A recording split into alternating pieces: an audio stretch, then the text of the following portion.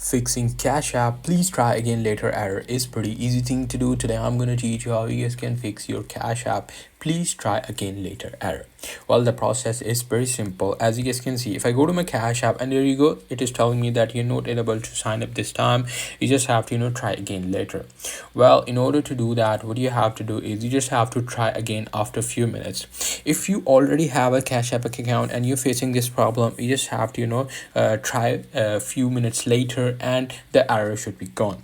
However, if you are trying to create a Cash App account and you live in UK and you're seeing this error, this means you won't be able to make a Cash App account at this time, because there are a limit of Cash App accounts have reached for the UK, and now they are not allowing new users to join Cash App. They have temporarily blocked it, so you just have to wait. They might open the accounts creation process, and afterwards you will be able to log in right here.